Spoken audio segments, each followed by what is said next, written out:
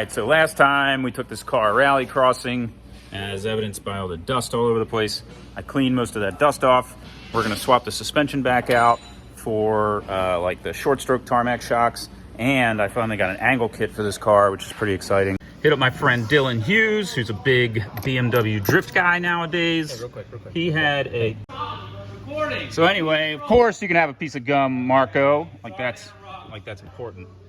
Anyway, so yeah, big drift guy, Dylan Hughes with the BMWs. Asked him if he had a spare angle kit. He does.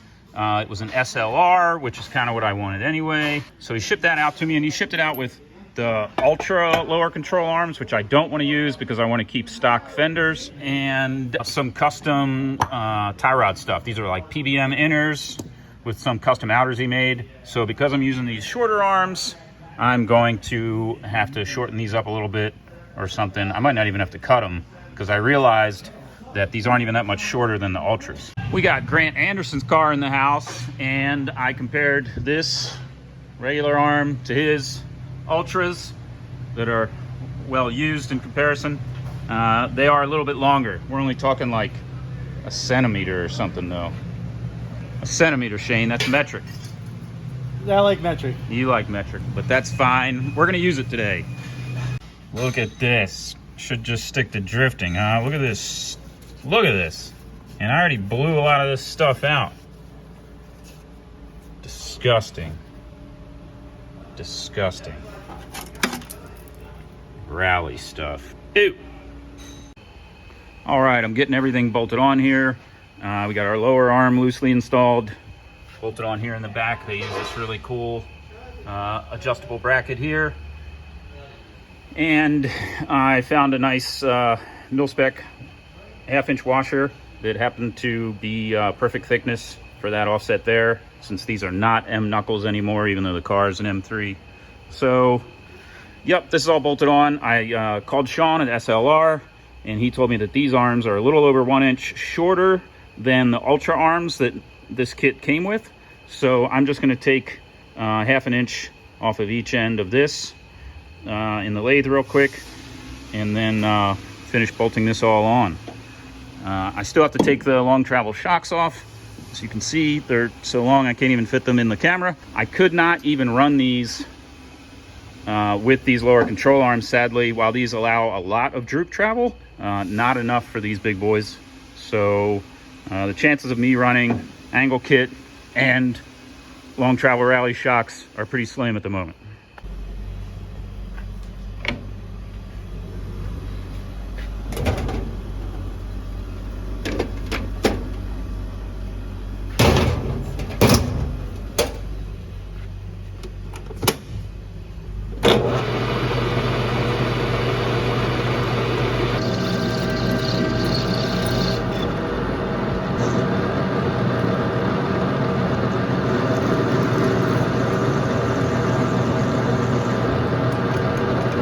You'll see a part that's like a turnbuckle like this.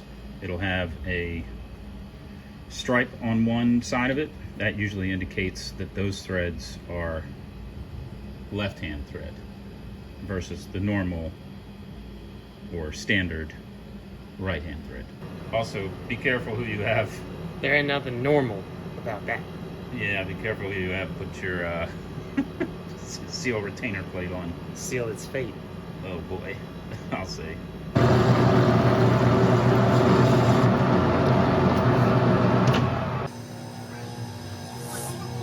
All right, here we have the SLR angle kit fully installed. This is with the super control arms, which are the shorter versions. It has so much lock that I'm hitting my tire here on the inner frame rail, but it's also not aligned yet, so maybe that'll come out. I was hoping with the wheel spacers this would work, but we'll see what happens once it's aligned. Tie rods look like they're gonna be all right lengthwise. I won't have to modify them anymore. And yep, next stop, the alignment rack.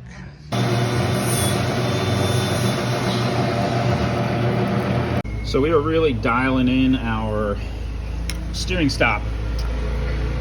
These little spacers go inside of the rack not inside of the rack, but like on the rack shaft, and stop it from, basically stop the inner tie rod on the inside of the rack. So I'm really dialing it in. SLR does sell these, but I'd have to wait for them, and I have a lathe. So we're just gonna make them. This one's only 065 thick. This one's 120 thick, and that should stop us perfectly.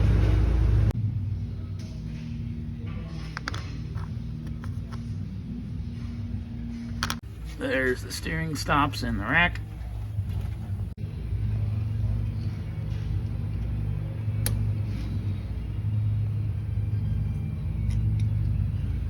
All right, so I haven't been to an actual drift day for myself, where I've gone and drifted all day in probably like 8 years. That's not very much of an exaggeration, if at all. I've taken a pretty big break from driving myself just to focus on the business and building cars. And this M3 has gotten me back into driving. I've done the rallycross event and want to do more drifting. And I've been invited to the Drift Appalachia event, which was quite an honor to get invited. And so that's really exciting. And I want to make sure I get a little more seat time before I show up to a back road. So the intention is to go to Summit Point, turn a few laps for a Drift Nirvana event, and then throw it down a mountain and see what happens. So we're gonna pack it up, go to Summit Point, and spend a day there driving and kind of, you know, learn how to drive again, because it's been a while for me. I was really enjoying this track they call the pistol grip. Not sure if this is forward or reverse, but it was a lot of fun. The big stretch on the straightaway for like the long reverse entry I was doing was just a ton of fun.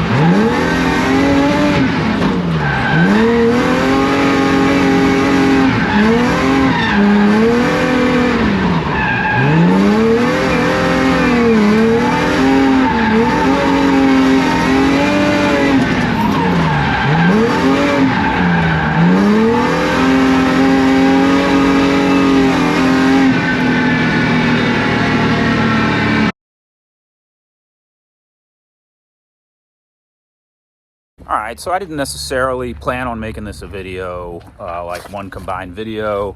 I got a lot of footage, and honestly, when I went down to Drift Appalachia, I was not planning on making a video. It was just going to be me having fun, relaxing with my friends, new and old, and doing some high-quality drifting. And so there's going to be some gaps in the story, maybe, but Summit Point was a great success. I had a blast that day. It was wet in the morning, and then we did some killer driver on drifting. I only did a little bit of tandem. I really wanted to do more tandem because I knew I was going to be doing a bunch down in Appalachia, and I did get a little practice in, and I wasn't too worried about it. Felt really confident, and so I packed up and went to Drift Appalachia next.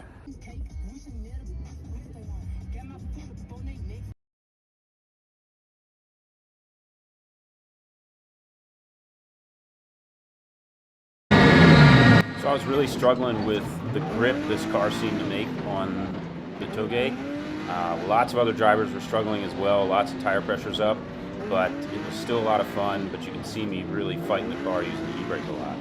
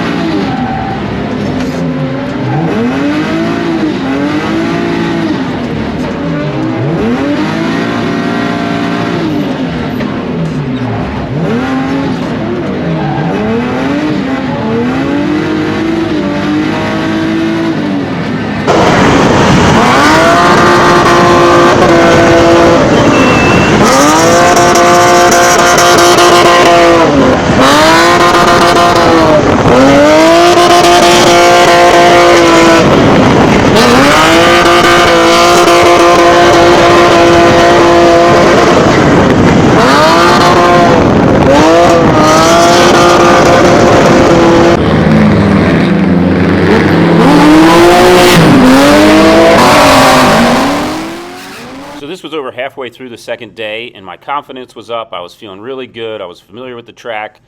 Part of the reason my confidence was up, however, was because my tires were starting to go.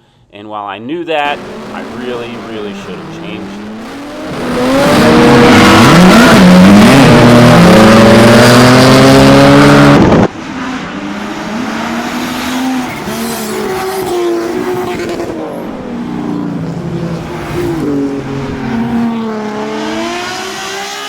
This is why I should have changed the tires. The car was not only a little looser on throttle, but also on deceleration, as you can see here.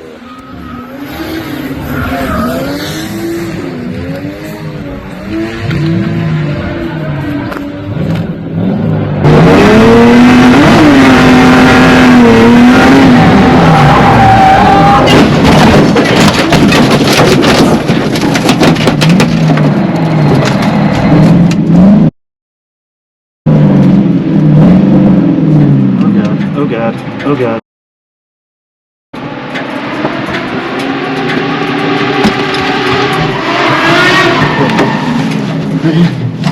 You have the car.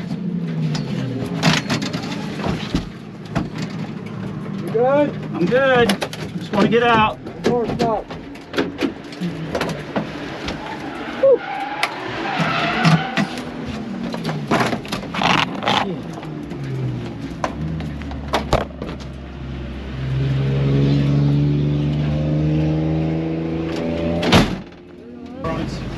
Are we ready? You want to put it in gear, or we're just going to roll it?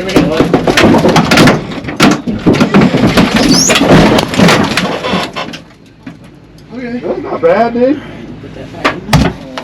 Somebody get some dirt.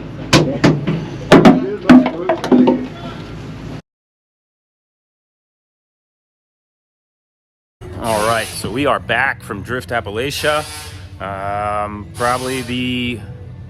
Definitely the best drift event I've ever attended. Not quite an event, really, more of an exhibition filming, but it was very cool. We did sustain some damage to the car. It didn't make it out unscathed.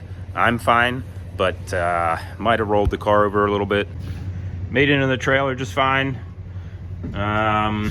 Overall, this could have been way worse, but the car did roll.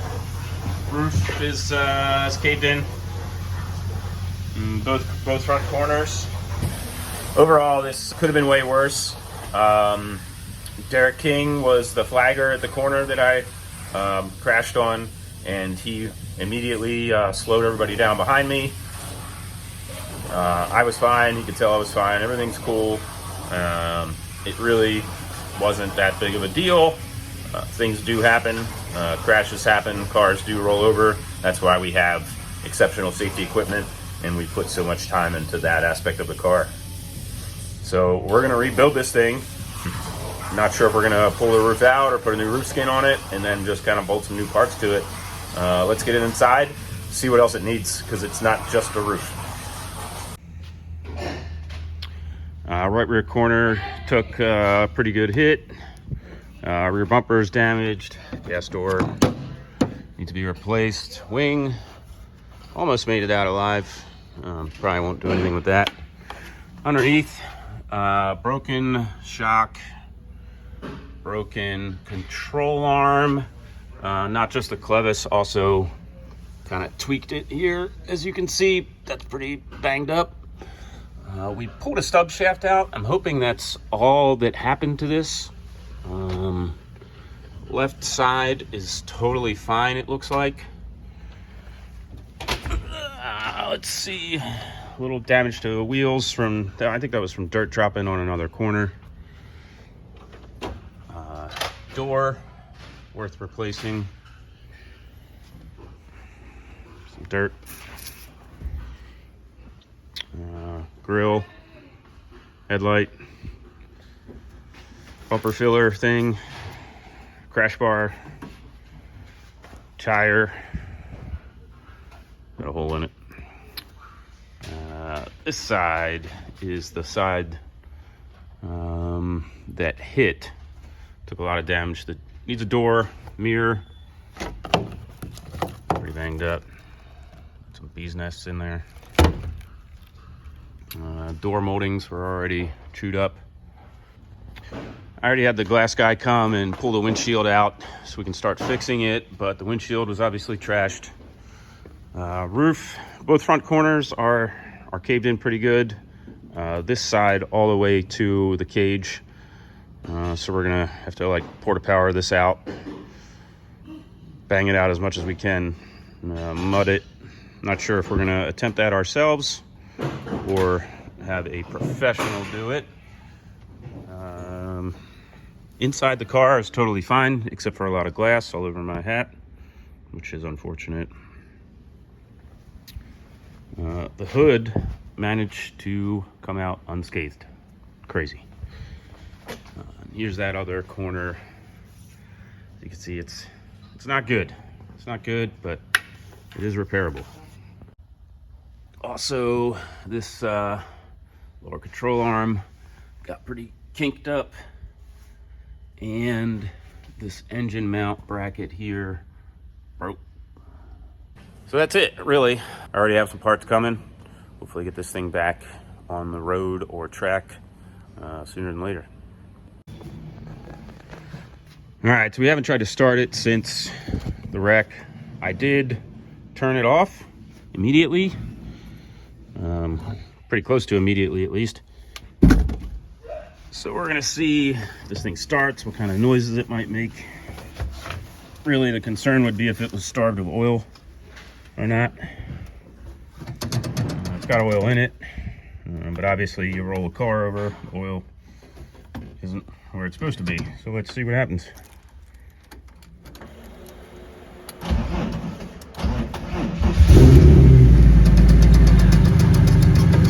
Wow, look at that. Sounds great.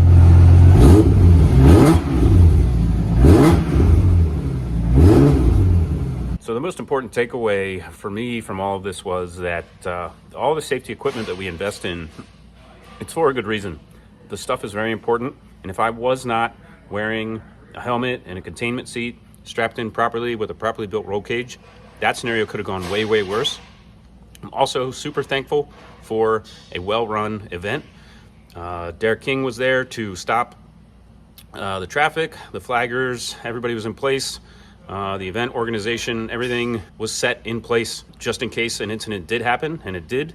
And luckily, everything went, as good as that scenario could have gone. If you guys need safety equipment or you need advice on it, I implore you to reach out to your local fab shop.